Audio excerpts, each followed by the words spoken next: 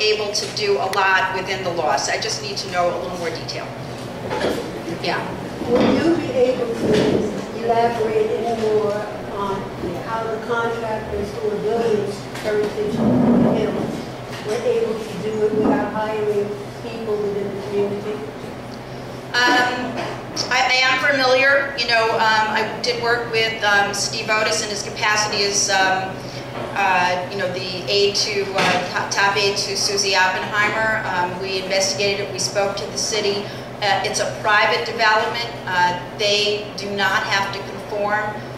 It's not being built by a government agency, so there's little that we can do to really enforce them to hire people locally.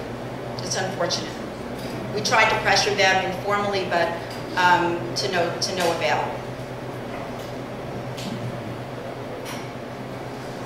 Pearl. Do you see any real relief coming down from Paulin in terms of mandate relief for the various districts? Everybody's complaining that they're just mandating things and there's no money coming forward. I totally realize what the position the state's in, but do you see anything in the future that possibly relieve some of the stress that you're addressing on the local level? Well, you know, at the local level, we are burdened, especially in Westchester County, with very high property taxes. And there's 3 types of property taxes. You know, one is the county property tax. Pearl, having been a county legislator, is well aware of those pressures. At the county level, the biggest cost, the biggest mandate is Medicaid. It's actually a federal mandate. But we choose in New York State to share that burden that is imposed by the federal government on the state with the local governments. There's only 3 states that have any similar provisions, and New York shares it the most, which is a big burden on our county property tax. So I introduced legislation along with Senator Gallivan from the Buffalo area to begin to shift that burden back to New York State as it should be. And, you know, through that effort, you know, we knew when we introduced that legislation, Senator Gallivan and I, that, you know, that it was not going to pass as it was. That was not our intent. Our intent was to pressure the leadership to start lifting the burden. And, you know, and that happened. And Governor Cuomo took on that burden, and over the next 5 years, there's going to be a phase out, or, you know, or phase 2 New York State. So we should see some relief at the county property tax level. It would be nice if it was tied to property tax relief specifically. It's not now, but it might be. That is the next idea that Senator Gallivan and I have. But that's one area. Then you have the burden of school taxes.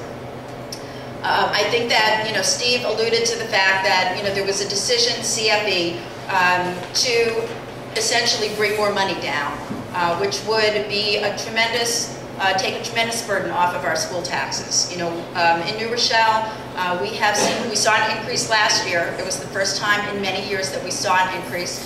We have to bring, you know, more money down for, you know, for our schools from the state in order to really, you know, to relieve that property tax burden. It's enormous. You know, I take the leadership in the delegation of coordinating the review of the budget every year. When the budget comes down, I meet with the school officials, and I take the burden on of looking at it to make sure that we are not severely hurt. And we've had a lot of success, but the success brings us back to where we were. It doesn't bring us really ahead.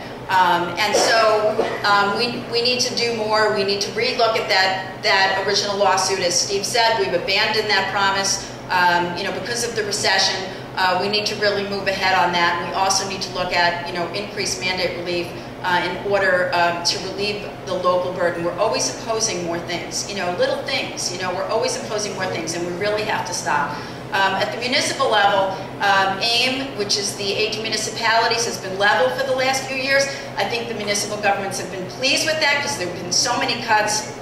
But it's time again you know, while we're cutting other things, we cannot cut our local governments because of the tax cap. You know, they're going to start reducing funds for firefighters and for other important services. So we need to make sure that, you know, while we're looking at the budget, and we're going to be facing another deficit this year, another $1 billion deficit this year, that those are funds that we don't cut, but we actually increase as we did in the last 2 years.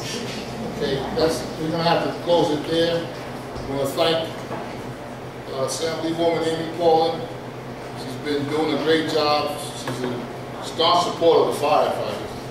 And we wish you a lot of success. Thank you for coming and participating.